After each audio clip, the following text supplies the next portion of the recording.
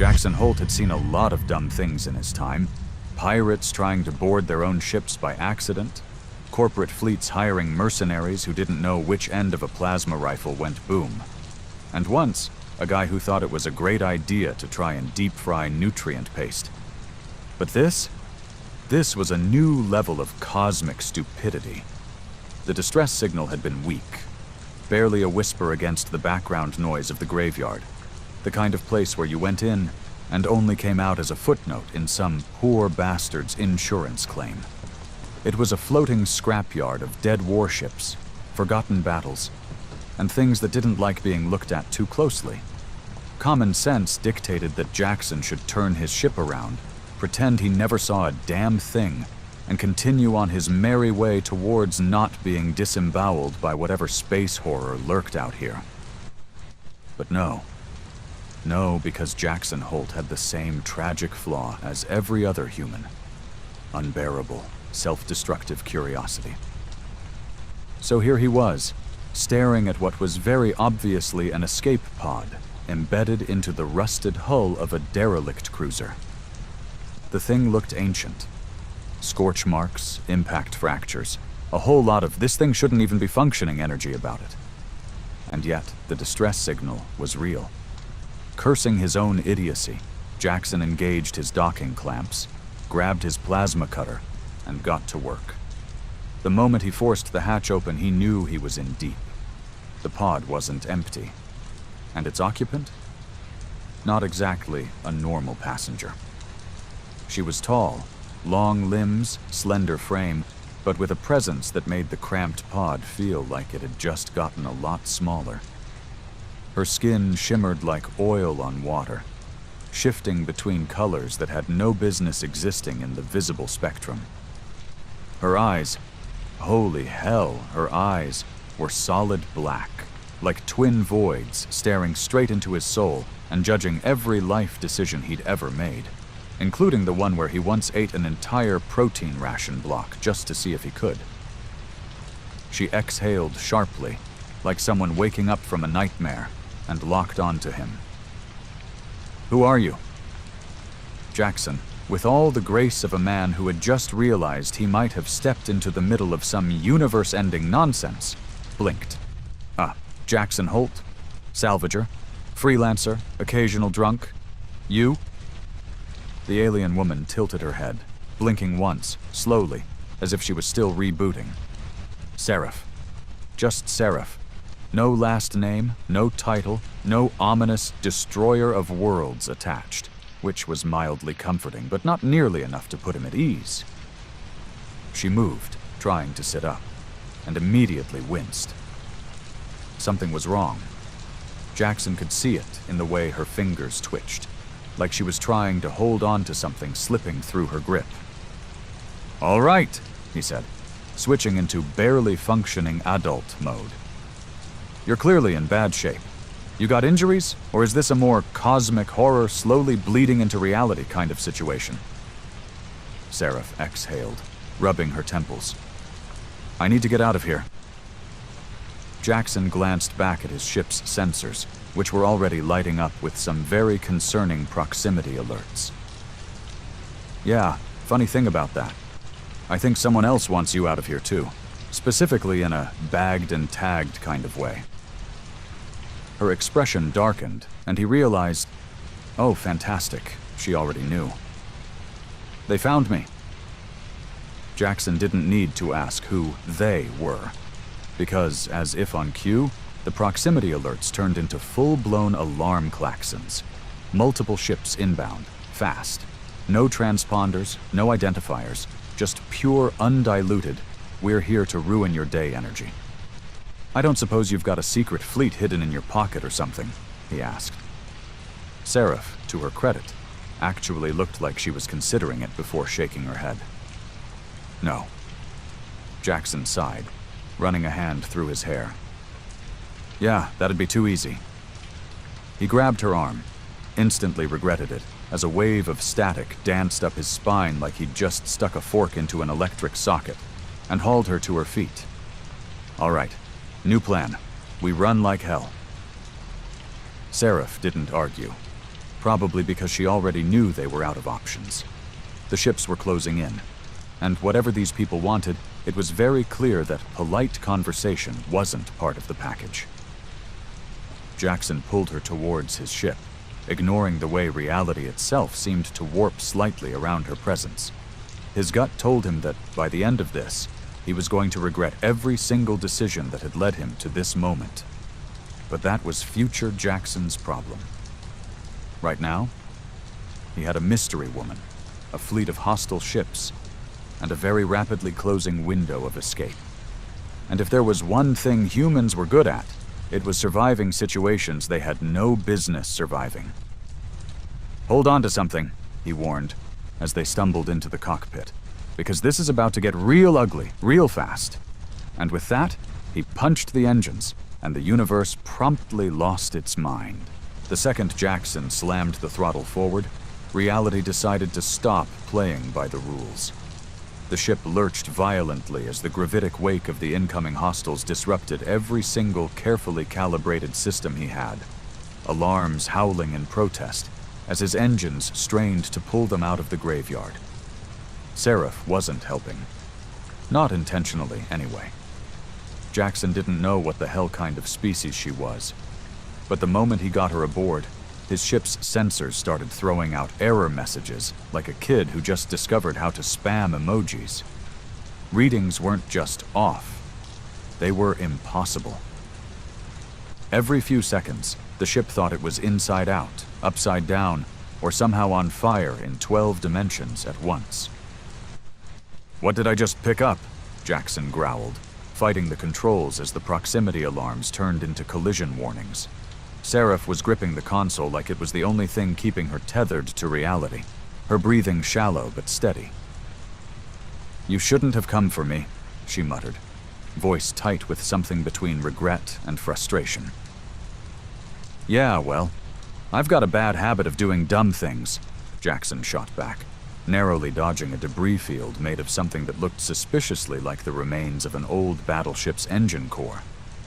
"Who are these guys?" "Hunters," she said simply. "You ever play tag?" "Yeah," he grunted. "I get the feeling I'm not gonna like where this is going." Seraph met his gaze, her void black eyes somehow more intense than the imminent death they were flying towards. "You don't want to be it." Jackson's stomach twisted as the sensor grid flared with hostile markers. The pursuing ships weren't just fast, they were coordinated, slipping through the debris fields like sharks weaving through a reef. No wasted movement, no random pot shots, just relentless surgical precision. "All right," Jackson muttered, scanning the nav data. "Good news. I think I can get us out of here." Seraph tilted her head. "And the bad news? We're gonna have to fly through the murder zone first." She blinked. "Murder zone?" Jackson jabbed a finger at the map. "See that mess of floating ship corpses? That's where the last battle of the War of Broken Chains happened. It's packed with old automated defenses, rogue AI, and God knows what kind of leftover ordnance. Nobody flies through there." Seraph studied the display, then turned back to him. "But you're going to." "Oh yeah," Jackson grinned, yanking the controls. "Because I'm an idiot." The ship banked hard, engines roaring as they dove into the scrapyard's heart. Immediately, everything went from bad to, "I hope you updated your will." Old turrets, half-functional but still plenty lethal, flickered to life, their ancient programming struggling to identify friend from foe. A decayed dreadnought, its hull split open like a rib cage, crackled with residual energy, arcing lightning across the wreckage. And somewhere in the distance, something big stirred. The hunters hesitated at the edge of the field, just for a second. But a second was all Jackson needed. "Hold on," he warned, gripping the thruster controls like his life depended on it, because it did. The ship twisted between the ruins, skimming along the shattered hulls of warships that had died centuries ago. Every sensor screamed in protest. Every warning light flickered like it was about to start crying. A rogue turret spat plasma just inches from their hull, melting an old communications array into slag. Jackson barely flinched. "How you holding up?" he asked, risking a glance at Seraph. She was staring out the viewport, her expression unreadable. "I remember this place," she murmured. That caught his attention. "Excuse me?" Seraph didn't elaborate, which was just fantastic, because Jackson really loved flying blind into ancient death traps with a mysterious fugitive who had cryptic, ominous things to say. "Well, if you remember any helpful survival tips, now's the time." The ship's proximity sensors suddenly went dead. That was bad. That was very bad. Because that meant... "Oh, hell," Jackson breathed. The shadow loomed ahead, vast, slow-moving, and very, very much alive. At first it looked like another derelict, another corpse left to rot in the graveyard. But then it moved. Turrets pivoted, ancient engines coughed to life, and a colossal battleship, one that should not, by any definition of reality, be functioning, turned to face them. "That," Jackson said, voice almost impressed, "is a ghost ship." "Not a ghost," Seraph murmured. "A warden." Jackson didn't have time to ask what the hell that meant, because the ship's comms crackled to life with a voice that was deep, distorted, and utterly inhuman. "Unauthorized presence detected. Purging." Jackson sighed. Of course. The ancient warship's weapons lit up, and the universe once again went straight to hell. Jackson yanked the controls hard, sending the ship into a barely controlled spiral as the first volley of plasma lanced past them. The ghost ship, the warden, whatever that meant, wasn't just waking up. It was coming online like a prison guard realizing someone had left the cell doors wide open. And Jackson? He was the idiot sprinting down the hallway with an armful of stolen keys. "Okay," he muttered through gritted teeth. "I'd really like a helpful explanation before we get vaporized." Seraph's gaze was locked onto the massive warship, her expression unreadable. "It remembers." Jackson let out a sharp laugh. "Great, love that for us. But how about you elaborate before it remembers us into atoms?" "It was built to contain something," she continued, ignoring his tone. "When the war ended, they left it behind as a fail-safe, a last line of defense against..." The comms crackled again. The warden's voice was sharper now, more focused. "Designate Seraph. Containment breach confirmed." Jackson froze mid-maneuver. "Oh, hell no," he snapped. "You set off its security alarms just by existing?" Seraph's silence was all the answer he needed. "Wonderful," he muttered, throwing the ship into a tight roll to avoid another barrage. The warden wasn't just firing blindly. It was adapting, predicting, closing off escape routes before Jackson even thought of them. Whatever ran that thing, it wasn't some half-broken relic. It was a predator, and they were locked in its cage. The hunters weren't moving in yet. Smart. They were waiting, watching, letting the warden do the dirty work. Jackson could practically hear their smug silence. "We need to lose it," he said, scanning the wreckage for anything that could be used to shake an unkillable nightmare ship. "Can we?" Seraph's gaze flicked toward the nav screen. "There's an anomaly near the core of the graveyard, a tear in space. It was formed when the war reached its peak." "Love the history lesson," Jackson interrupted. "But does it kill us?" "Only if we miscalculate the entry vector," she said evenly. Jackson exhaled slowly. "Oh, good. So we have a chance." The warden was gaining. It wasn't fast, but it didn't need to be. The damn thing moved like an inevitability, a slow, relentless tide of destruction that had no reason to rush. It had spent centuries waiting. What was a few more seconds? Plot the vector, Jackson ordered. We're punching through. Seraph's fingers danced over the console, inputting coordinates faster than should have been possible. Jackson didn't ask. He just banked the ship, engines roaring as he sent them into the densest part of the wreckage. The warden followed. Jackson dove through the skeletal remains of a dreadnought, skimming so close to its ruined hull that sparks danced along their shields. The warden responded by simply carving through the wreckage, a monstrous behemoth that didn't care about obstacles.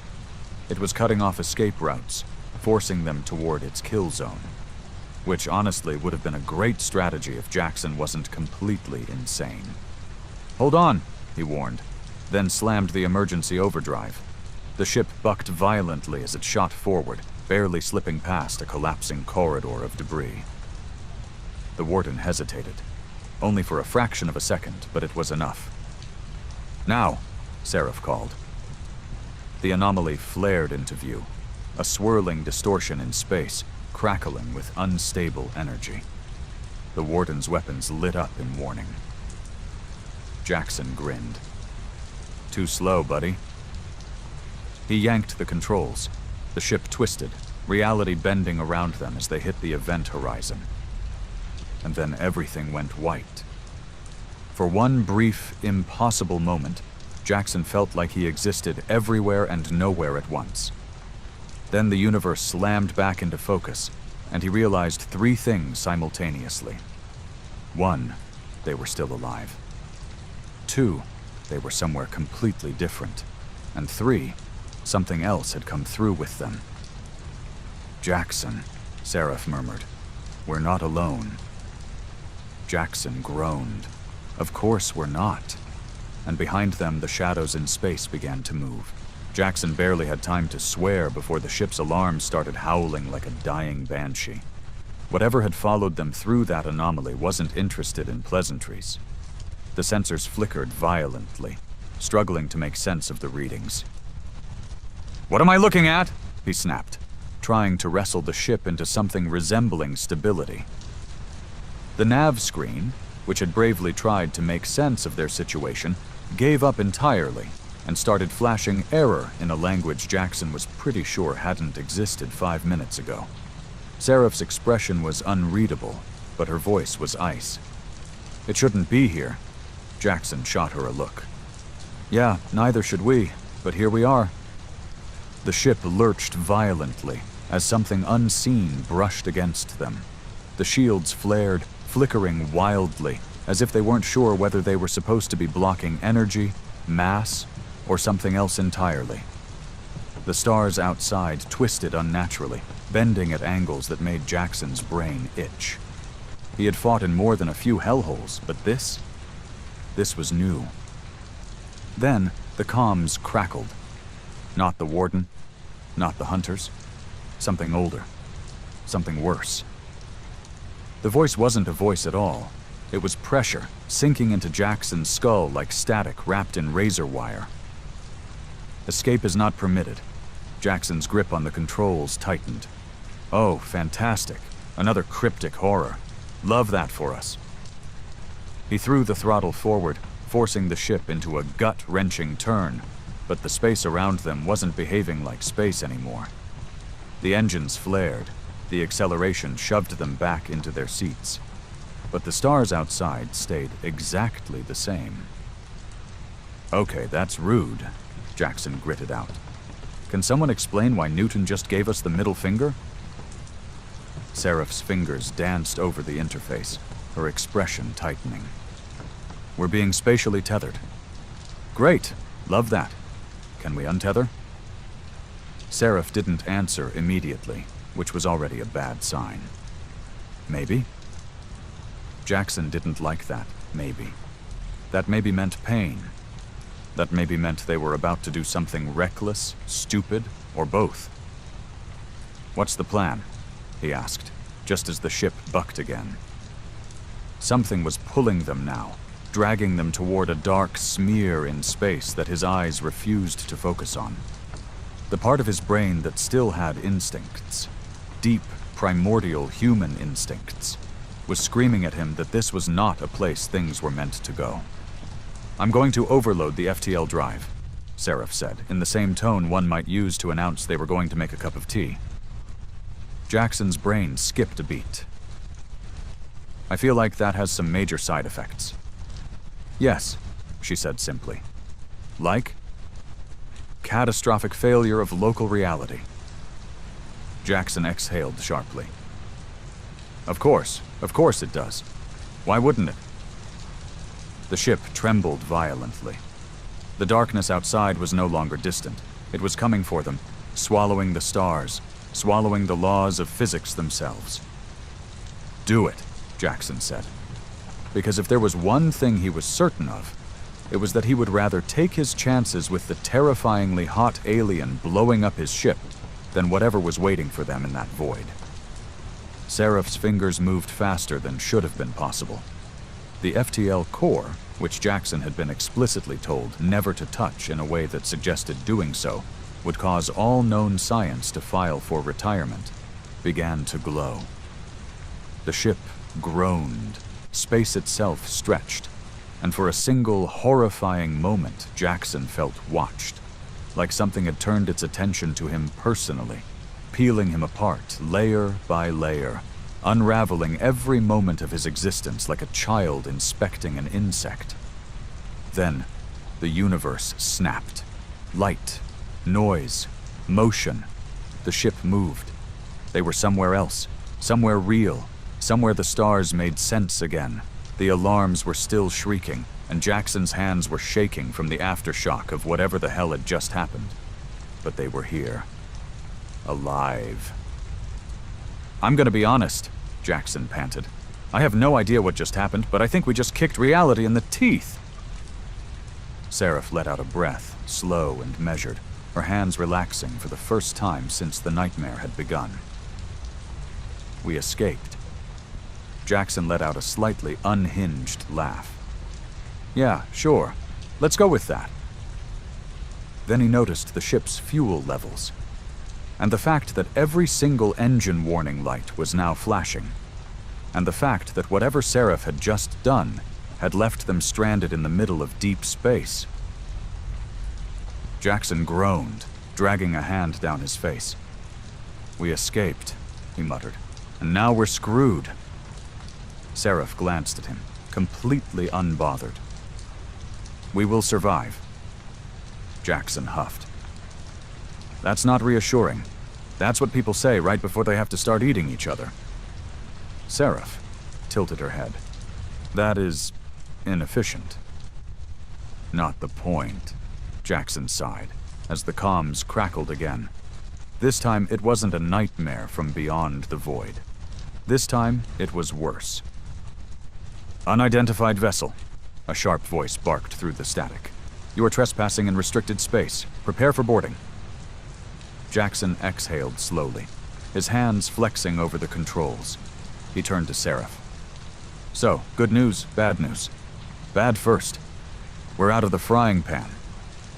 He gestured to the ship's warning lights, the rapidly approaching military vessels, and the absolute mess of a situation they were now in.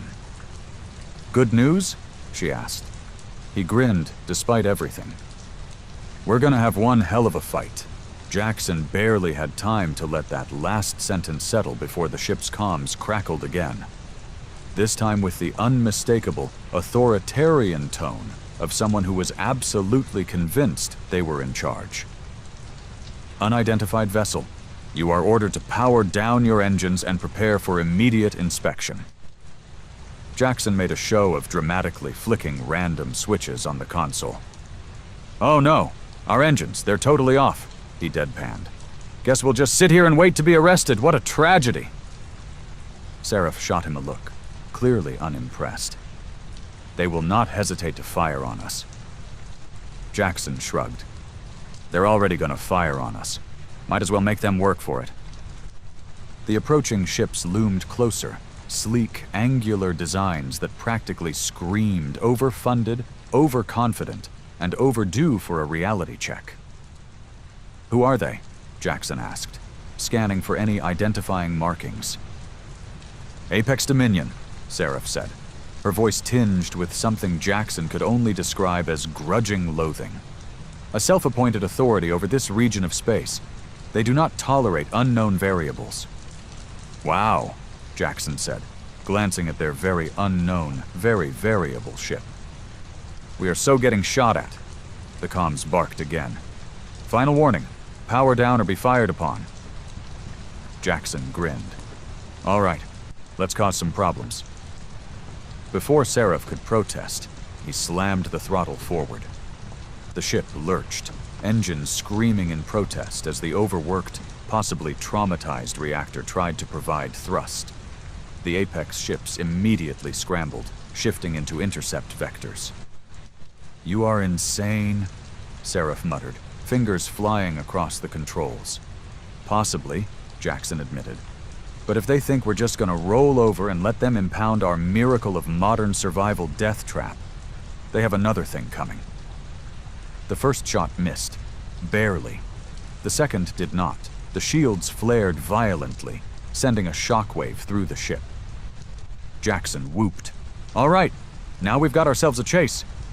This is not encouraging behavior, Seraph noted, but she wasn't stopping him, which Jackson counted as a win. Another blast rocked them, and the warning lights on the dash somehow got angrier. Jackson swore under his breath. Shields at 20%. You got any brilliant ideas, or are we just gonna hope they miss enough times to get bored? Seraph's lips pressed together. I may have a suggestion. Jackson knew that tone. That was the tone of someone about to say something extremely inadvisable. Hit me. We cannot outrun them. I hate where this is going. But we can outmaneuver them. Oh no. Seraph's hands danced over the controls, and suddenly, the ship's external lights changed. The hull plating shifted, and the whole ship vanished. Not literally. But to any scanners, to any tracking systems, it was as if they had suddenly ceased to exist. The Apex ships hesitated. You, Jackson started, eyes wide. You turned off our ship signature? More accurately, Seraph corrected. I made us someone else. Jackson blinked at the screens. Their ship, according to every single scanning system now desperately searching for them, was now a registered Apex patrol vessel. The pursuing ships paused. Then, to Jackson's complete, stunned delight, they sent out a frantic distress call. We lost them, the Apex commander barked to his fleet. Repeat, target vanished. Unknown technology, possibly experimental. Lock down all jump points. Jackson was grinning now. Seraph, I am so glad I kidnapped you. She gave him a vaguely unimpressed glance. You did not kidnap me. I sure did, he said cheerfully, leaning back in his seat.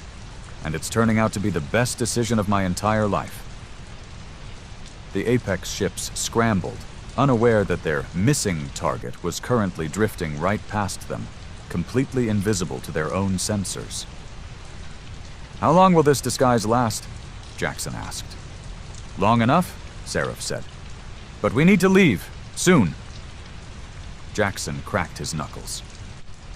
Well, guess it's time to pull off the pettiest escape of all time. He flipped the ship's external speakers on. Every single Apex ship in the vicinity suddenly heard a very loud, very smug human voice. Nice try, nerds. Then they jumped to FTL. Humanity's return wasn't a warning. It was a system update. The Galactic Union had spent centuries telling bedtime horror stories about humans, spinning them into mythical creatures of chaos and destruction, the cosmic bogeymen who had thankfully been erased from history. Except they hadn't. Somewhere, in the dark void between mapped space, humanity had survived.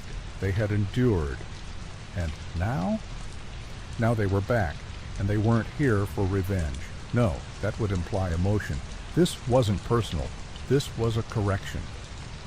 High Chancellor Orvix of the Galactic Union was halfway through his morning report, some nonsense about resource distribution on the outer colonies, when the first system shutdowns hit. At first, it was minor. A flicker in the planetary security grid, a momentary lapse in data streams. Then, entire communication relays went dark. Defense satellites drifted into unresponsiveness. The automated fleets, the pride of the Union, stood idle, not malfunctioning, but simply ignoring commands. That was when the message appeared. No encryption, no signature, just a single broadcast sent across every available frequency. A human voice, calm, cold, efficient. "We warned you once, you didn't listen." Orvix felt a chill run through all 6 of his spines. This wasn't possible. This wasn't happening. Humanity was extinct. The Union had made sure of that, right? But then, as if the universe itself had decided to prove him wrong, the planetary defense grid collapsed entirely. Every ship in orbit went dead. And for the first time in recorded history, the Union's homeworld, the heart of civilization itself, was vulnerable. No fleet, no shields, no defense systems, just silence. And then the sky opened. The human fleet didn't arrive with grand speeches or dramatic declarations.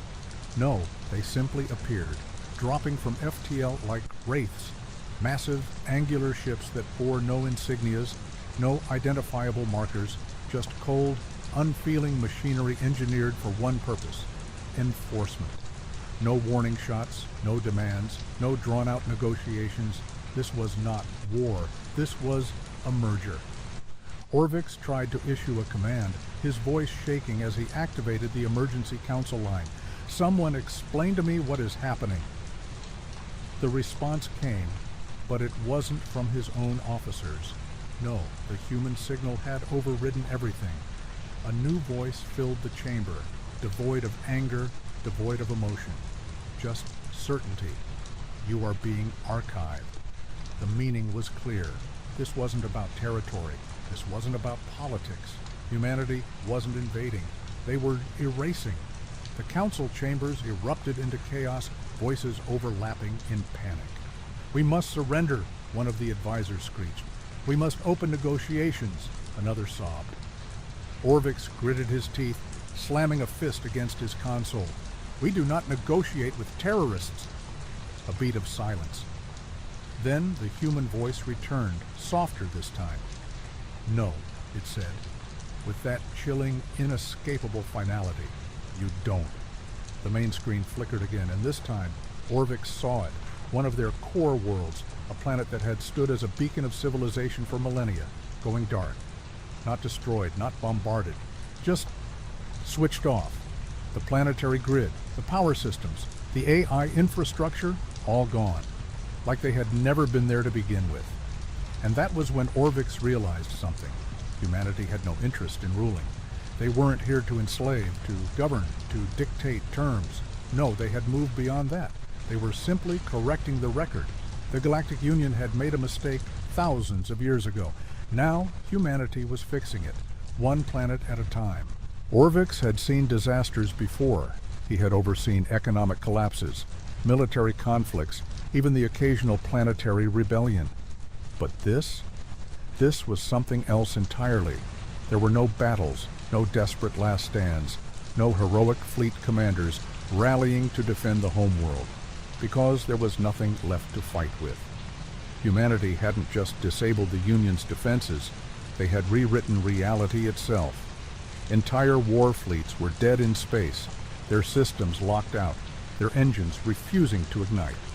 The most secure planetary AI networks had been wiped like an embarrassing search history. And the worst part? There were no explosions, no invasions, no destruction, just silence. Orvix's trembling claws hovered over the emergency override, the final failsafe designed for moments of absolute catastrophe. It was a direct neural link to the Planetary Defense Corps, a last-ditch effort to manually reboot the entire system. He took a deep breath and activated it. Nothing. The connection was dead. Not blocked, not jammed, just removed. A sinking feeling pooled in his gut. "Someone, anyone, tell me what's still under our control," he rasped.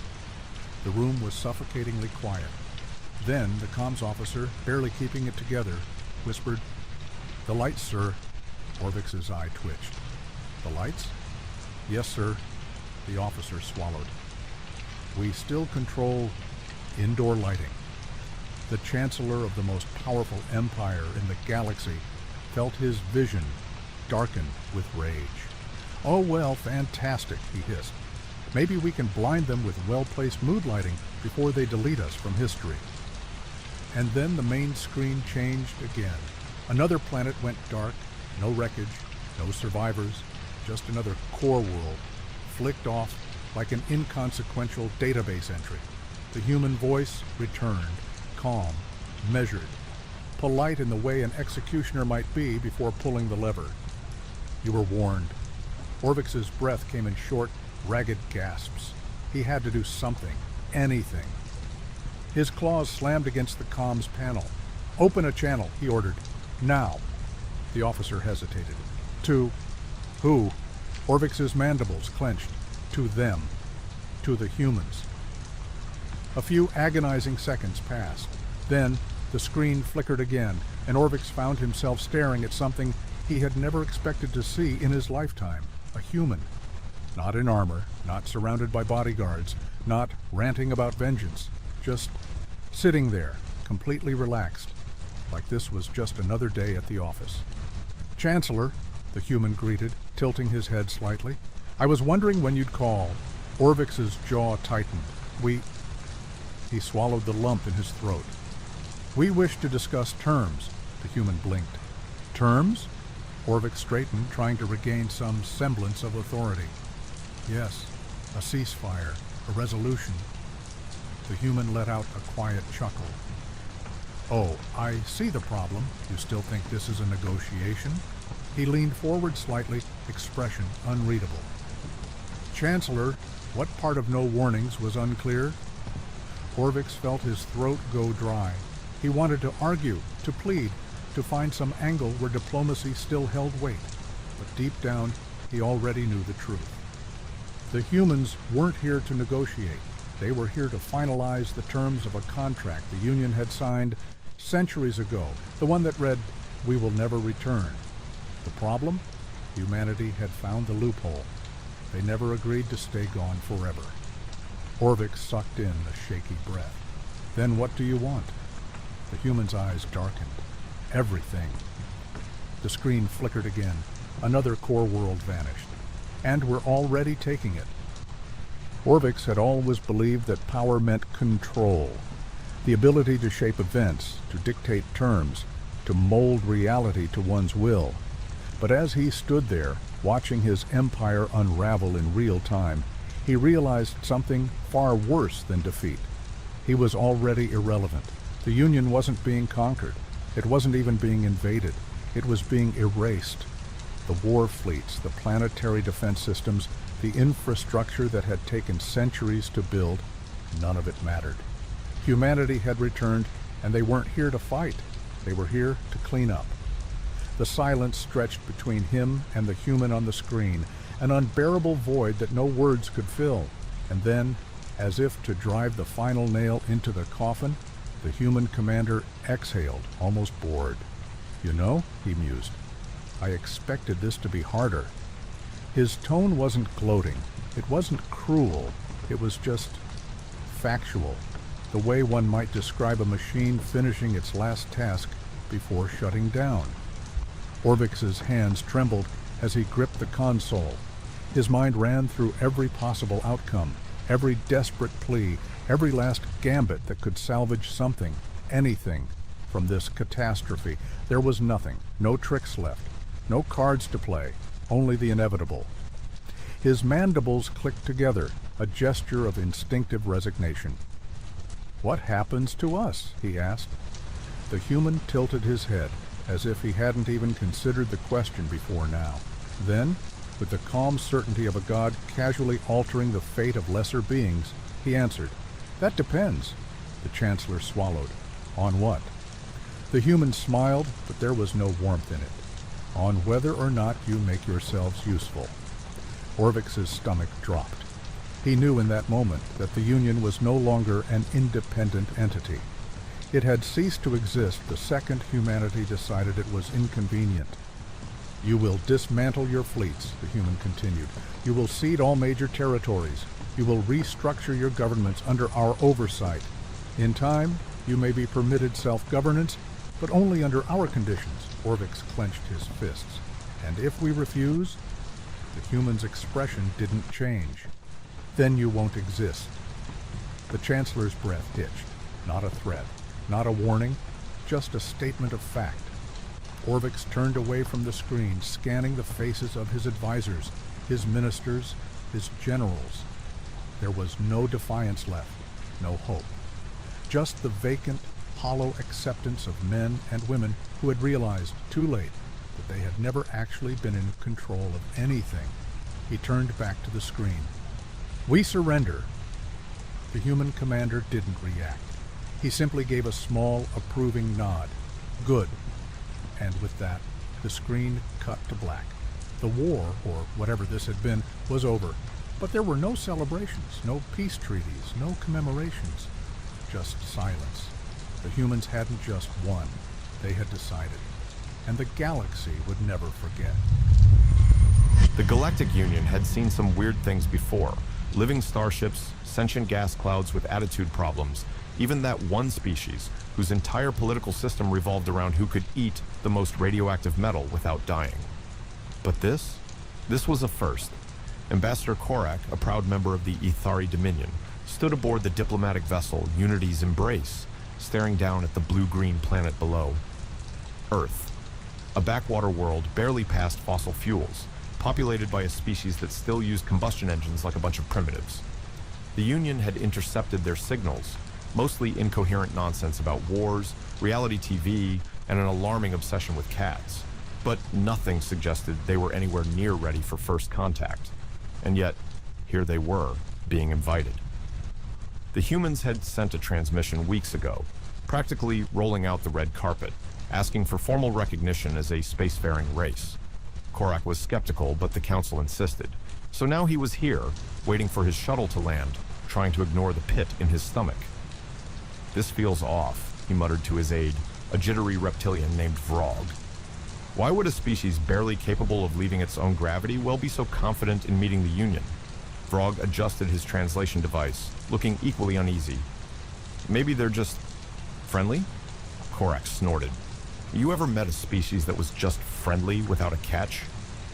Before Vrog could answer, the shuttle doors opened and they stepped onto the planet's surface. At first, everything seemed normal. Too normal. The human representatives were polite, smiling, their technology quaint but functional. The buildings were primitive, the infrastructure outdated, and yet something gnawed at Korak. The humans moved too smoothly, their security forces too relaxed. Like they weren't just confident, they were waiting for something. Then the meeting started. The human diplomat, a well-dressed figure named Director Hayes, welcomed them warmly, offered refreshments, and began the usual speech about peace, cooperation, and mutual prosperity. Standard first contact nonsense. Korak was about to tune it out when Hayes said something that made his blood freeze. "We're honored to welcome you to one of our outermost colonies," Hayes said, pouring himself a drink.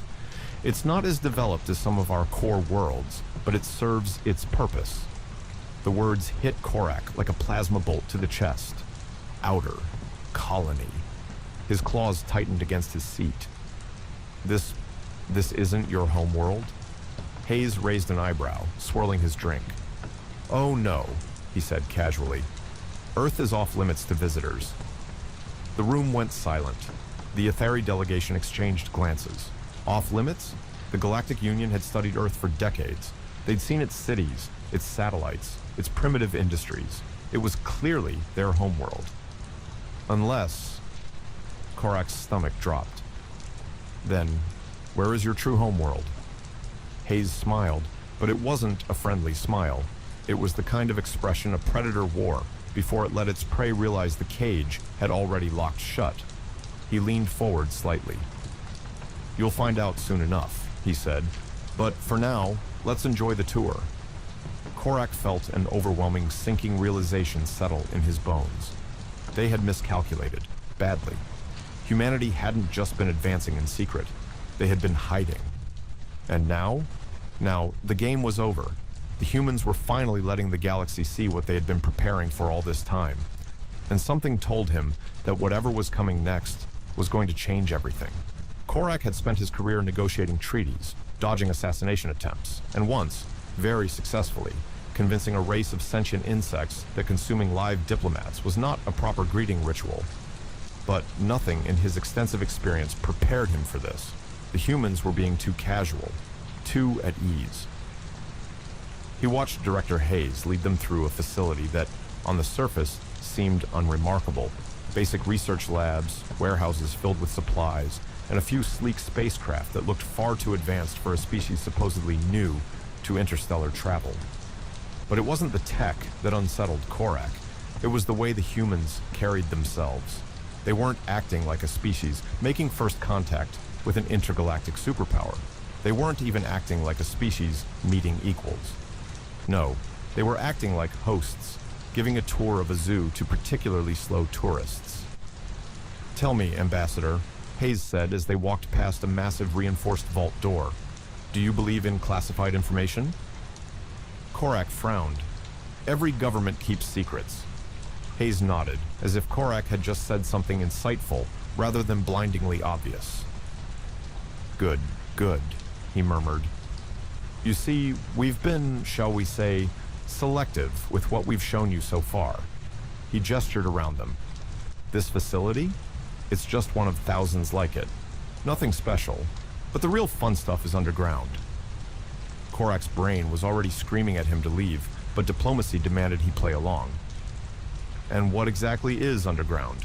he asked, forcing his voice to stay level. Hayes stopped walking. He smiled again, and Korak was starting to hate that expression. "Proof," Hayes said simply. "Proof that the galaxy's history books are missing some very important chapters." With a casual flick of his wrist, he pressed a button on a nearby console. The vault door hissed, a deep thunk reverberating through the air as locks disengaged. The Withari delegation tensed, hands instinctively drifting toward their weapons. Even Vrog, who usually looked like he'd pass out if someone raised their voice, was gripping his tablet so hard it was making cracking sounds. The door slid open, revealing a vast underground chamber bathed in dim, sterile light. And inside, Korak felt his breath hitch. It was a ship, a massive ship, the kind of vessel that had no business existing outside of deep space legend. Its hull was ancient, covered in battle scars, yet somehow still radiating an unmistakable aura of lethality. Alien symbols lined its exterior, inscriptions so old they predated most civilizations in the Union. Korak recognized some of them. They were the remnants of an empire that had vanished millennia ago, one of the first great interstellar powers, long believed to have been wiped out by some unknown catastrophe. But that wasn't what made his skin crawl. What made him truly uneasy was the human flag draped over its side. That's impossible," Vrog whispered, voice barely audible. "This ship, this design, is older than our civilization." Hayes nodded, looking almost smug. "Older than most civilizations," he corrected. "We found it intact, buried beneath layers of radiation shielding deep within what you all call a dead zone. We've been keeping it quiet for centuries. Turns out humans have a bit of a history with the stars." Korak turned sharply toward him. "Are you saying humanity had interstellar travel before the Union ever knew about you?" Hayes chuckled, stepping forward, running a hand along the ancient metal like he was greeting an old friend. "I'm not saying anything, Ambassador," he said smoothly. "But I am showing you something, and what you do with that information." He patted the hull. "Well, that's up to you." Korak swallowed thickly. He was starting to realize something terrifying. The humans hadn't been striving to join the galactic community. They had been waiting for the right time to reintroduce themselves. And now, the question wasn't whether the Union would accept them. It was whether they would survive what came next. Korak's mind was unraveling. This wasn't just a revelation. It was a controlled detonation of everything the Union had believed about galactic history. The humans weren't some plucky newcomers bumbling into the stars. They were an anomaly, a black hole in the historical record, a species that should have been primitive, but instead had receipts from the dawn of interstellar civilization. And the worst part, they had been sitting on this information deliberately for centuries. "You're telling me," Korak said slowly, voice straining under the weight of forced diplomacy, "that humanity had a galactic presence before the Union ever existed?" Hayes gave an exaggerated shrug, like he was discussing weekend plans instead of rewriting everything Korak had ever known. "Well, technically, we never left," he said casually. "You see, Ambassador, humans have this nasty habit of getting wiped out." He tapped the ancient hull of the buried warship. "First time, we lost most of our homeworld. Took a couple of centuries to crawl back. Second time, different war, different enemy, same result. Boom, reset button. Third time, well," he whistled, shaking his head. "That one was bad. Took thousands of years to bounce back. But you know what they say about cockroaches and humans." Korak felt a migraine forming. "This doesn't make sense," he muttered. "How does an entire species keep disappearing from the galactic stage and then just show up again?" Hayes turned to him, and for the first time, the amusement in his eyes dimmed, replaced with something colder. "Because every time we got wiped out," he said, voice dropping to something almost clinical, "the galaxy assumed we were gone. Extinct, a failed species, a casualty of war, but they didn't realize something important." He leaned in slightly.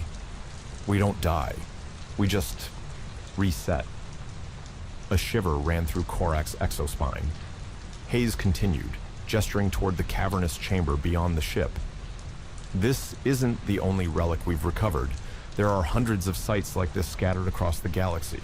Pieces of our past, cities, colonies, fleets, all buried under centuries of rubble. We weren't just an empire once, Ambassador. We were a pattern." A cycle Korak's stomach churned. "A cycle?" Hayes nodded. "Yeah, we expand, we thrive. Something wipes us out, we rebuild, repeat." He exhaled sharply. "And now, we're back again." Vrog made a strangled sound from behind him, still staring at the ancient warship with the human flag draped over its side. "You're saying this has happened multiple times?" Hayes clapped his hands together. "Ding, ding, ding! Give the lizard a prize!" He smirked. "It's funny, really.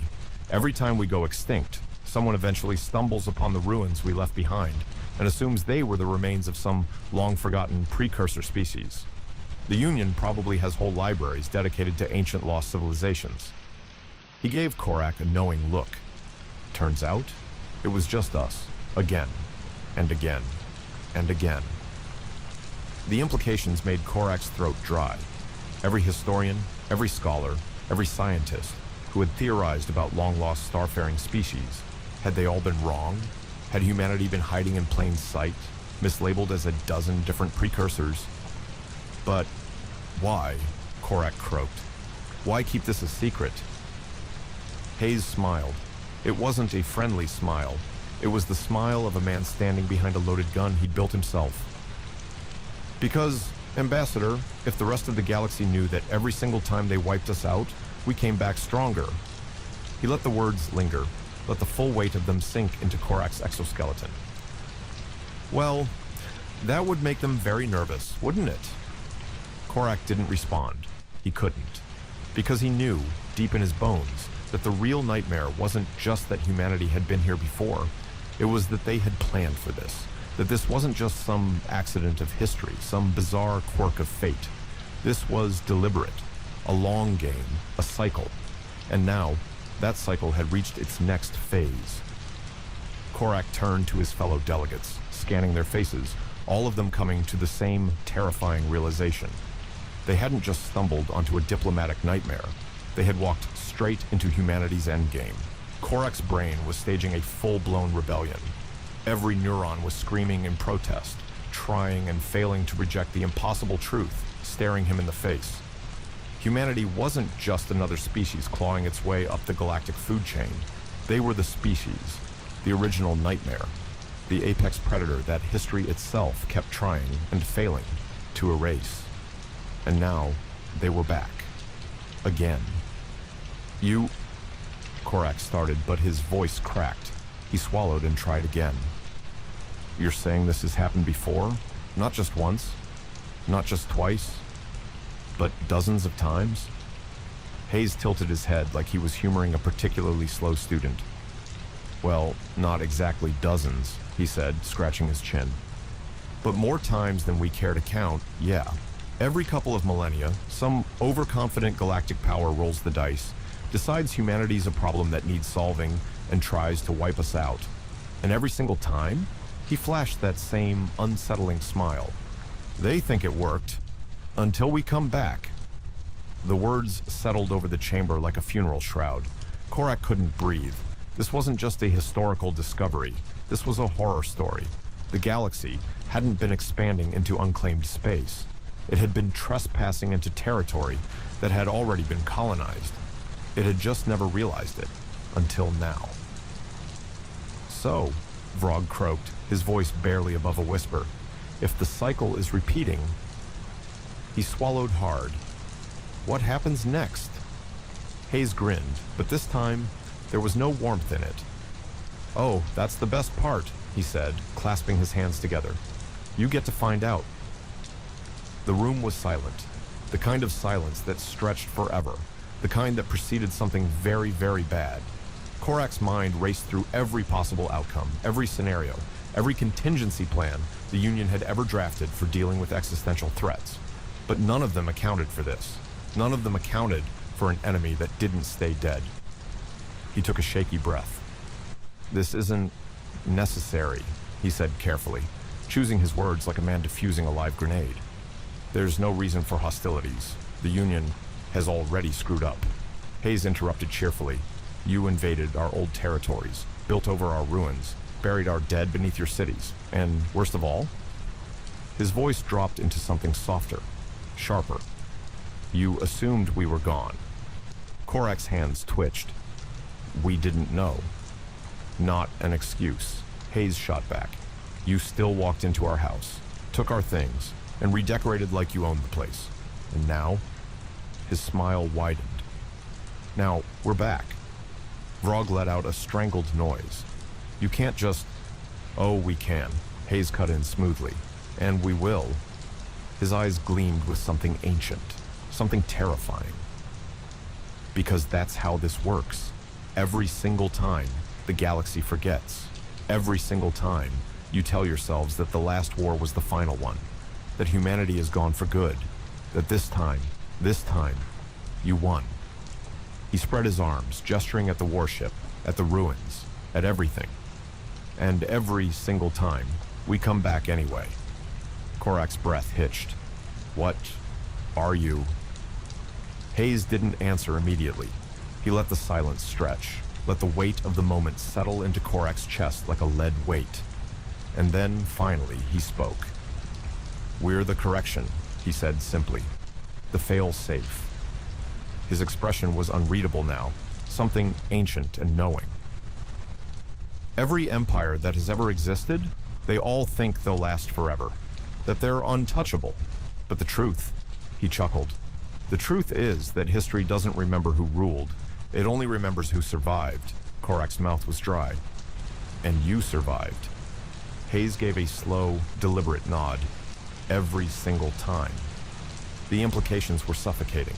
The Union, the Great Dominion, the Syndicates, every major power that had ever risen in galactic history had built itself on a foundation that had already been burned once before. And now the ashes had risen. Korak swallowed. What happens now? Hayes exhaled, clapping his hands together. Well, he said, sounding entirely too pleased, I guess we'll see how much of the cycle you want to repeat. He turned, glancing at the warship behind him, running a hand along its scarred hull. But here's a freebie, Ambassador. He leaned in, his voice dropping to something just for Korak. It never ends well for the other guys. Korak's blood ran cold, because somehow he already knew that. And worse, so did history. Korak had spent his entire career navigating interstellar diplomacy, diffusing conflicts before they spiraled into wars, convincing empires that peace was more profitable than bloodshed. He had negotiated with warlords, bartered with syndicates, even stared down the fanatical zealots of the Zentari Crusade, and somehow walked away with all his limbs intact. But this This was not a negotiation. This was a sentencing. His throat was dry. His mind scrambled for anything he could say to steer the conversation away from the inevitable. "We don't have to repeat the cycle," he tried, his voice steadier than he felt. "The Union doesn't have to be like the others. We can work together." Hayes raised a single brow, and Korak instantly regretted every word that had left his mouth. "Work together?" Hayes echoed, voice thick with amusement. "Adorable." He clapped a hand on Korak's shoulder, like an older sibling humoring a particularly naive younger one. "Listen, I get it. You're scrambling. You want an out. But let's be crystal clear about something." He leaned in, voice dipping into something darker, deadlier. "Your people don't get to invade our graveyard, build an empire over our bones, and then turn around and ask for partnerships when we come knocking." Korak's jaw clenched, but before he could respond, Hayes turned to Vrog. "You're awful quiet, buddy," he noted. "Usually by now, someone's tried to offer me a very bad deal to avoid escalation."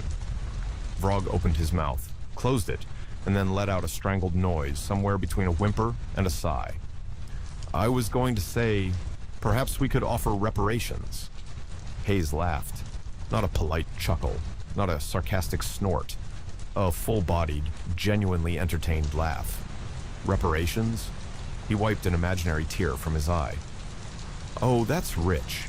What exactly are you planning to give us? Resources? Territory? A formal apology letter signed by your council president?" He grinned.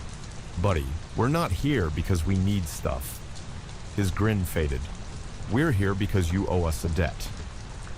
The words slammed into the chamber like a shockwave. Korak felt his stomach twist. "And how do we repay it?" Hayes exhaled, as if explaining something to a particularly stubborn child.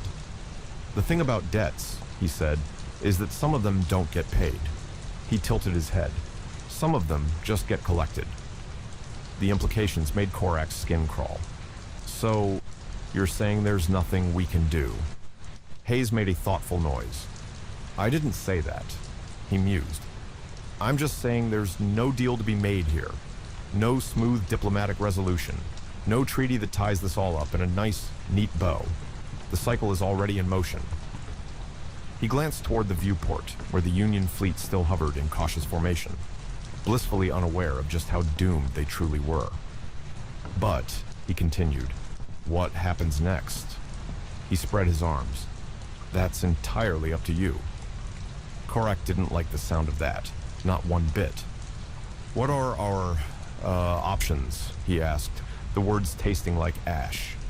Hayes gave a slow, lazy shrug. "You can fight," he offered. A bold choice, historically a stupid one. But hey, maybe you guys will break the streak. Korak did not feel remotely reassured. "Or," Hayes continued, "you can take the smart option." Korak's heart pounded. "Which is?" Hayes leaned in. "You walk away." Korak blinked. "What?" Hayes gestured vaguely at the stars. "Pack your bags, evacuate your colonies, pull your fleets out of our space. Leave everything behind, no tricks, no stalling, no sneaky last-minute backup plans." He smiled. "And if you're very, very lucky, we'll let you live." The room went still. Korak felt his lungs tighten. "That's not a negotiation." "No," Hayes agreed, his voice cold. "It's a mercy." Korak swallowed hard. Vrog looked pale, his frills flattened against his skull. "And if we refuse?" he rasped. Hayes exhaled sharply through his nose. "Then you'll learn," he said, "what every empire before you learned the hard way." His voice darkened. "That when you make humanity angry," he smiled, "you don't get to exist anymore." Korak had been in tight spots before. Negotiations gone wrong, trade deals that turned into hostage situations, once even a minor coup that he really should not have survived. But this was the endgame. Hayes had laid out humanity's terms with all the grace of a guillotine descending, and the worst part, there was no anger, no gloating, just certainty. That was what terrified Korak the most. The humans weren't making threats. They were stating facts. Vrog, for his part, looked like he had aged a century in the past 5 minutes. his usually vibrant scales now a dull, lifeless gray. We can't just leave, he croaked. The Union has been expanding into this region for centuries. We have infrastructure, industries, colonies. Hayes raised a brow, unimpressed. Not anymore. Vrog's throat bobbed. You don't understand. No, Hayes said, sharp and final. You don't understand. He straightened, fixing them both with a look that belonged to a man who had already won and was just waiting for reality to catch up. This isn't a war. This isn't some political standoff where you throw paperwork at each other until everyone gets bored and goes home. This question mark. This is humanity reclaiming what's ours. His lips quirked upward. You think we just disappeared? You think we died off? He chuckled. Buddy, we didn't vanish. We were watching. We watched you carve up our old territories like vultures over a corpse. We watched you rewrite history to make yourselves look like the rightful rulers of this galaxy. His eyes darkened. And we waited. Because we knew sooner or later you'd get greedy. You'd dig up something you weren't supposed to. And now, his smile vanished. Now, we're here to make sure you don't get a second chance. The silence was crushing. Korak's mind raced. They needed a way out, anything. You said the smart choice was to walk away, he tried carefully. Is that really still on the table? Hayes tilted his head, considering. Depends. On what? Korak asked, dreading the answer. Hayes smiled, the kind of smile that made empires crumble. On how fast you run. Korak's stomach plummeted. You have 24 hours, Hayes continued. 24 hours to get every single one of your ships, colonies, and citizens out of human space. He leaned forward slightly. That means no stalling, no strategic repositioning. No, we need more time to coordinate evacuation efforts. His expression hardened. You leave, or we turn you off. Vrog let out a strangled sound that might have been a whimper. Korak's mouth felt dry as dust. And if we don't make it in time? Hayes exhaled through his nose, like he was already bored of this conversation. Then we make sure, he said, that you never get the chance to make another mistake. The weight of those words settled over the chamber like a death sentence. Korak felt it in his bones. The humans weren't bluffing. They never had been. The cycle had already started. The only question now was whether the Union would walk away quietly, or be dragged out kicking and screaming. The Ishvari Empire was supposed to be untouchable. 32 inhabited worlds, a trillion-strong population, and the kind of old-money arrogance that made them think the galaxy would always bend to their will. And why wouldn't it?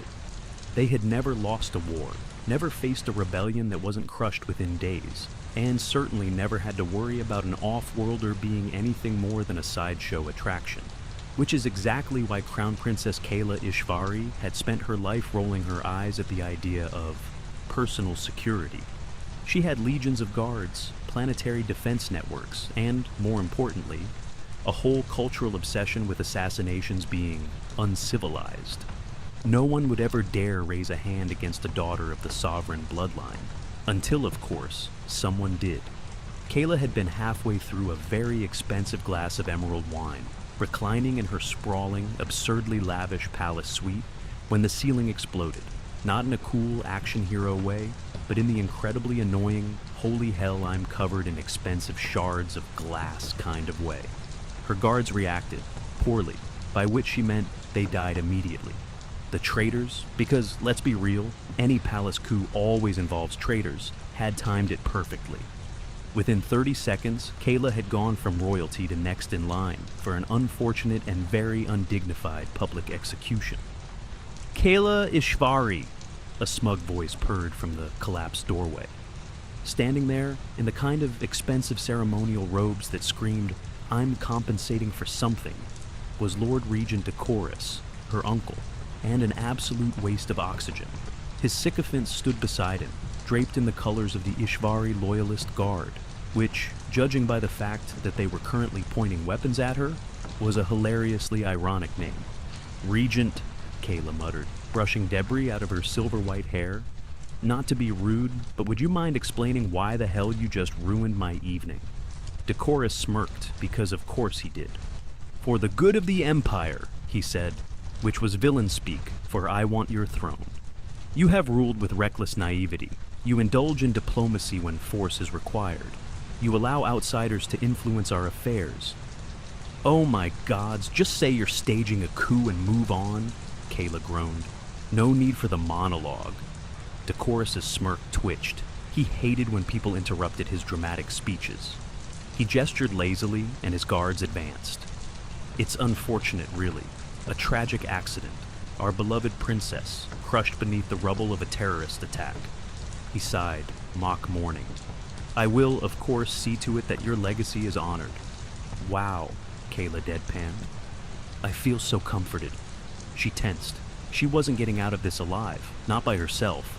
Her guards were gone, and there were 12 weapons trained on her skull. This was it. The end. Which is exactly when her new bodyguard crashed through the window. The explosion was deafening. 1 second, the palace suite was filled with smug, backstabbing nobles. And the next, shattered glass, fire, and an extremely large, extremely pissed-off human. "You called for security?" he said, voice bored, as he grabbed the nearest soldier and introduced him to the nearest wall at high velocity. Decorus staggered backward, momentarily caught between shock and offense. "What? Who?" "Oh, right, you haven't met," Kayla said, brushing herself off. "Decorus, this is Lieutenant Reese Carter, Terran Compact. He's my new bodyguard." Carter flashed a feral grin. "And you're about to have a really bad day." Carter had been in some bad situations before. There was that time on Epsilon Prime where he'd insulted a crime lord's hat and spent 3 days escaping a death maze. Then there was the incident on Xiphon 4, where he'd accidentally started a bar fight with an entire species that communicated exclusively through headbutts. But this was a new level of stupid. Kayla was already vaulting over cover, moving with the kind of confidence only royal brats and absolute lunatics possessed. She took down a guard with a disturbingly well-placed shot, spun, and blasted another out of his boots. Carter had to give credit where it was due. At least she wasn't one of those noble types who panicked at the first sign of danger. "Carter, less staring, more shooting," she barked, ducking behind a cargo crate as a fresh wave of guards stormed the dock. Carter sighed, checking his ammo. "Would it kill you to say please?" He spun, emptied a magazine into 3 unfortunate souls, then dove behind cover as turret fire rained down. "Okay, plan update. Shooting everything isn't working fast enough." Kayla peeked out, eyes darting to the control panel by the blast doors. "We need to get that shield down." Carter followed her gaze and immediately regretted it. "Oh, great. The thing stopping us from getting atomized is also conveniently in the most exposed spot possible. Fantastic." "You got a better idea?" Kayla snapped. "Yeah, not getting shot." "Too late for that." "Fine," Carter grumbled, yanking a grenade from his belt. "I'll make a path. You get the shields down." He primed the explosive, lobbed it toward the densest cluster of guards, and the resulting explosion turned a third of the dock into an expensive fire hazard. Before the smoke cleared, Kayla was already sprinting. Carter laid down cover fire, swearing under his breath as pulse rounds zipped past his head. Kayla skidded behind the control panel, hands flying over the controls. "Almost got it. Work faster," Carter snapped, dropping behind a crate as another turret locked onto him. "They've got reinforcements coming." "No, really? I thought we were just making new friends," Kayla shot back, yanking a lever. The shield flickered, then died. Carter didn't hesitate. "Move!" He grabbed her wrist, hauling her toward the ship as more guards poured in, yelling orders, weapons raised. The 2 barely made it up the loading ramp before a fresh volley of blaster fire rattled the hull. Carter slammed the door shut, panting. "Remind me never to take a job guarding royalty again." Kayla ignored him, sprinting to the cockpit and throwing herself into the pilot's seat. "Strap in, we're leaving." Carter flopped into the co-pilot's chair, still catching his breath. "You can fly this thing, right?" Kayla gave him a deadpan look before flipping a dozen switches. Engines roared to life, and the ship lurched off the docking platform, thrusters screaming. "Hold on," she muttered. The comms crackled to life with an angry voice. "Unregistered vessel, you are in violation of Imperial flight laws. Stand down immediately." Kayla smirked.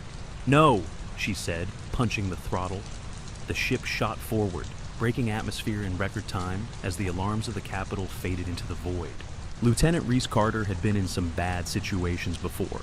Ambushes, last stands, even that one time he accidentally insulted a Zalari diplomat's hat and nearly triggered an interspecies incident. But sprinting through a collapsing palace while an entire coup's worth of angry nobles screamed for his blood? Yeah, this was making the top 5. Kayla was right behind him, cursing under her breath as she yanked the hem of her extravagant, very not meant for running gown, and tore it for better mobility. "This is the worst bodyguard hire in history," she hissed. "Excuse me," Carter shot back, ducking as a plasma bolt sizzled past his ear. "I just saved your extremely royal backside." He grabbed her wrist, yanking her behind a marble pillar, as another round of gunfire shredded the air where they'd been standing. The palace halls, once pristine and shimmering with opulence, now looked like the aftermath of a drunken space pirate convention. Dead guards, burning tapestries, and a lot of very panicked staff who were smart enough to flee in the opposite direction. "We need to get to the landing pads," Kayla muttered, her golden eyes scanning for an opening. "If we can make it to my private skiff—" "Yeah, about that," Carter interrupted, nodding toward the massive panoramic window at the end of the hall. Through it, they had a perfect view of the landing pads, specifically the landing pads now swarming with loyalist troops, and several very large, very ominous-looking anti-air turrets. Kayla exhaled through her nose. "You have a plan B, right?" Carter considered. "Does punching our way through an entire battalion count as plan B?" "No," she said flatly. "Then no." A distant explosion rocked the palace. Decorus's forces weren't holding back, and given how much of the security detail had already turned coat, Carter had to assume the entire planetary military was compromised. They weren't just trying to kill Kayla, they were making sure there was no one left to question the official story of her untimely demise. "All right, we're improvising," he decided. "New plan, crash the nearest vehicle into the biggest obstacle, and hope for the best." Kayla blinked. "That is the dumbest thing I've ever heard." "You have a better idea?" "Unfortunately, no." "Great, let's go." He yanked a pulse grenade from his belt, chucked it into the hallway, and the moment it detonated, he grabbed Kayla and sprinted straight through the smoke. Soldiers shouted, fired blindly, but Carter was already moving, weaving through the chaos with military precision. The closest vehicle was a palace security skiff, sleek, fast, and most importantly, unlocked. "Get in!" he barked, vaulting over the side. Kayla slid into the co-pilot seat, barely strapping in before Carter punched the throttle, sending them rocketing out of the burning palace and straight into the open sky. The anti-air turrets whirred to life. Kayla's fingers flew over the controls. "If we divert power to the engines, we might be able to—" The first missile lock warning blared. Carter groaned. "I hate this job!" He yanked the skiff into a near-vertical climb, dodging the first missile by sheer dumb luck. "Where's the nearest friendly dock?" "Nowhere." "Figures." The second missile lock was already screaming. Carter gritted his teeth. "Hold on." He twisted the controls, sending the skiff into a stomach-churning spiral.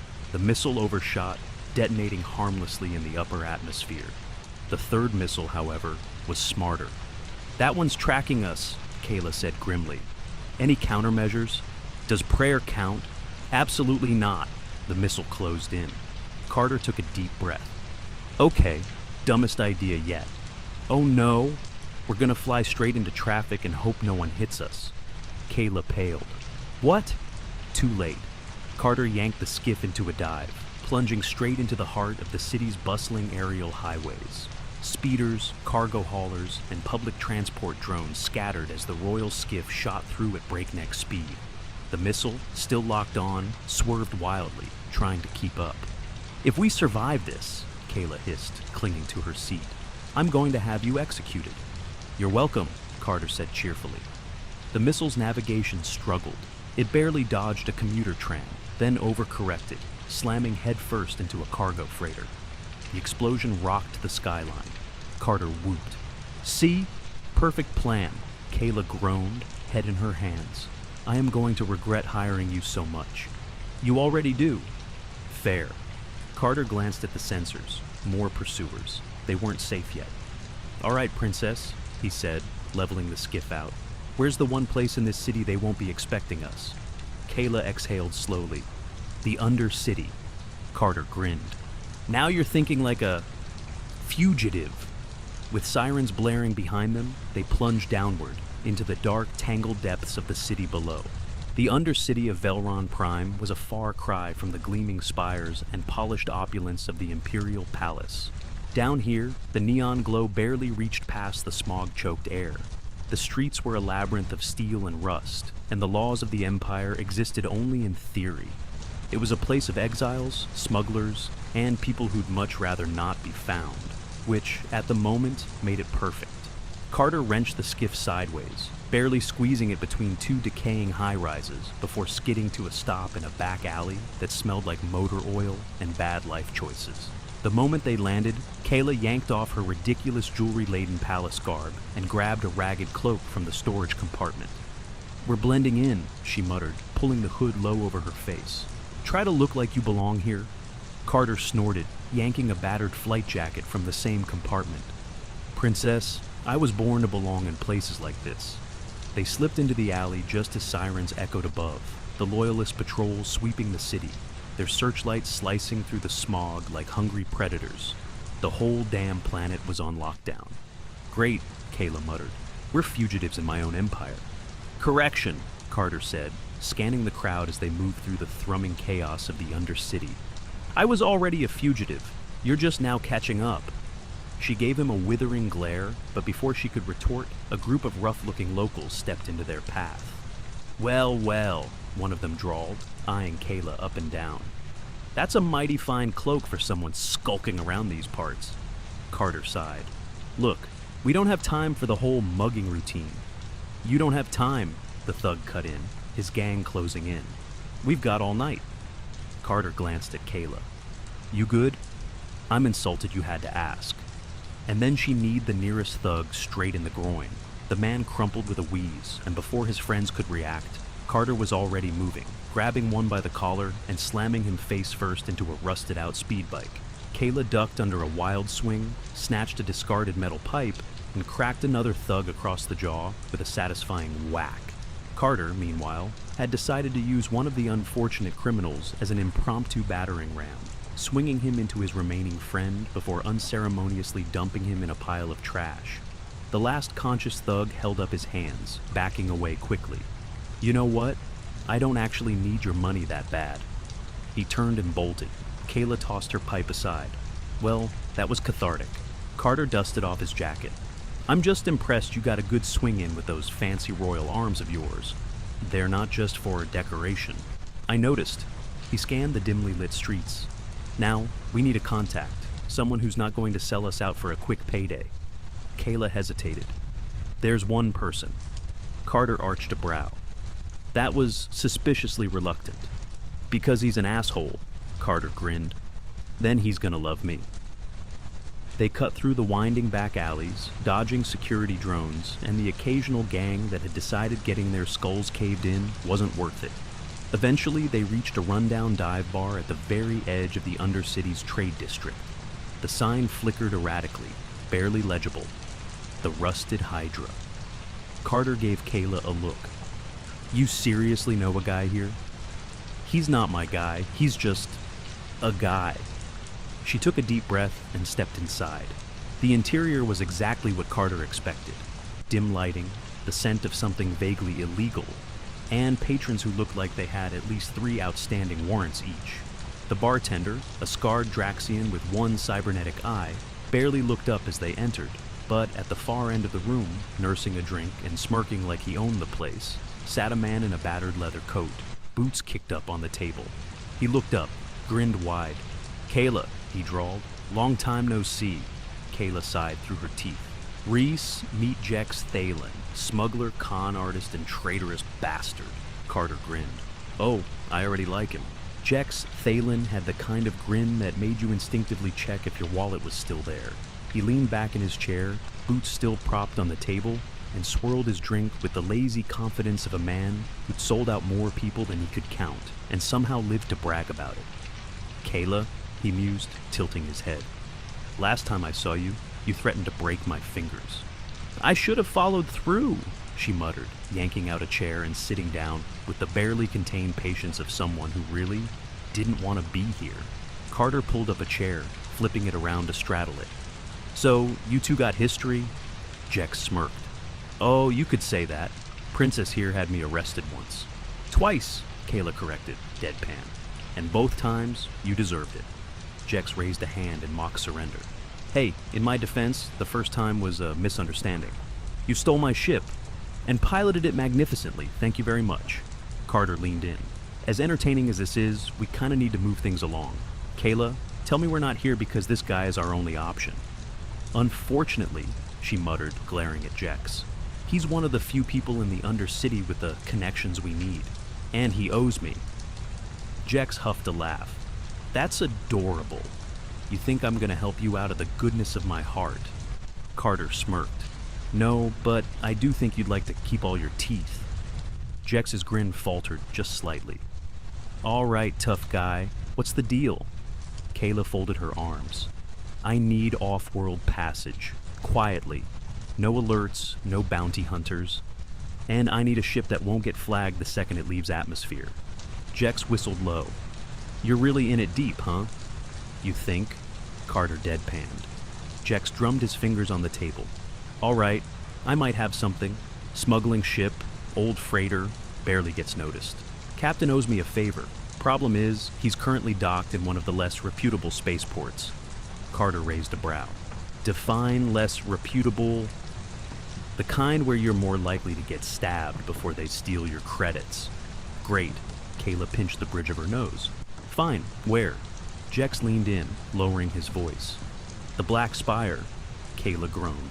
Of course it's the Black Spire. Carter frowned. Okay, for the people new to your charming dystopian underworld, what's the Black Spire? Jex smirked. It's an old refinery station, repurposed into a smuggler's haven. No laws, no rules, just a bunch of criminals trying not to shoot each other long enough to make deals. Sounds like a party, Carter said. So where's the catch? Jex's smirk widened. The catch is that half the underworld already knows about the coup. And if they figure out who she is before we're off-world, well, he made a throat-slitting motion. Kayla rolled her eyes. Then we don't get caught. Carter stood. All right, enough talking. Let's move. Jex stretched. You two really are a shoot first, ask questions later kinda team, huh? Not my fault questions take longer, Carter quipped. They left the bar through the back, following Jex through winding alleys and across rusted catwalks until they reached a hidden entrance to the lower docks. I'm going to regret this, Kayla muttered under her breath. Already do, Carter replied. They slipped past patrolling mercs and reached a rickety transport, barely held together with scrap metal and bad luck. This is your ride? Carter asked, skeptical. Jex patted the hull. Trust me, she's ugly, but she flies. That's what people say before they explode mid-atmosphere. Hey, worst case scenario, at least it'll be a quick death. Carter gave him a long, unamused stare. Jex grinned. Relax, you're gonna love it. Carter sighed. You're really lucky we don't have time to argue. Oh, trust me, Jex muttered as the engines roared to life. I know. The transport rattled like it was held together by sheer optimism and a few strategically placed insults. Carter sat near the hatch, arms crossed, his expression doing a damn good impression of a man reevaluating every life choice that had led him here. Kayla, to her credit, was slightly less miserable, mostly because she was too busy glaring at Jex, who was whistling like they weren't flying a glorified scrap heap straight into the most dangerous spaceport on the planet. If we die, Carter muttered, I'm haunting both of you. Bold of you to assume I'd let you die, Kayla shot back. Jex, still annoyingly cheerful, clapped his hands. All right, kids, play nice. We're coming up on the spire. Carter shifted to look out the viewport, and his scowl deepened. The Black Spire wasn't a spaceport. It was a mistake. A tangle of rusted metal platforms, flickering neon signs, and the kind of crowd that made you instinctively check for exit routes. Docked ships ranged from battered smugglers' freighters to high-end pirate corvettes, all crammed together in an unholy mess of illegal activity. Remind me again, Carter said, tone dry. Why this isn't the worst idea we've ever had. Because we don't have a choice, Kayla replied, already pulling up her hood. And because we have Jex. Carter side-eyed their guide. Yeah, that's the part I'm struggling with. Jex, unfazed, grinned. Relax, I've got this. Famous last words, Carter muttered. The ship docked with an ominous clunk that did absolutely nothing to reassure anyone. The second the hatch opened, the air hit them, thick with the scent of burned fuel, fried circuitry, and the unique musk of, I haven't showered in 6 planetary rotations. Kayla wrinkled her nose. Charming. It grows on you, Jex said, already leading the way. Like a fungal infection. They moved fast, sticking to the alleys between docking bays. Jex was good. He knew when to duck, when to change direction, when to blend into the crowd. Carter kept pace, hand near his weapon, but not quite drawing, radiating the kind of don't even think about it energy that kept most trouble at a safe distance.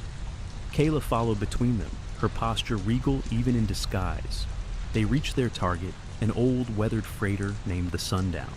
The captain was a grizzled old spacer with cybernetic arms and an expression like he'd seen one too many bad deals. Jex, he grunted, you owe me money. I owe everyone money, Bex, Jex said smoothly. But today's your lucky day. I'm paying in favors instead. Bex's eyes flicked to Kayla, narrowing slightly. This her? This is her, Jex confirmed. And she needs a lift. Quietly. Bex exhaled through his nose. High-profile heat? The highest. The old captain looked Kayla up and down, then turned to Carter. You security? I'm the shoot first, keep breathing part of the plan, Carter said. Bex smirked. Good. Got room on board. Get in. Kayla hesitated for just a second, just long enough for Carter to catch it. Cold feet, princess? Hardly, she exhaled. Just realizing I might never set foot on my homeworld again. Carter shrugged. That depends. You planning on taking it back? She looked at him, something sharp and determined in her expression. Eventually, he grinned.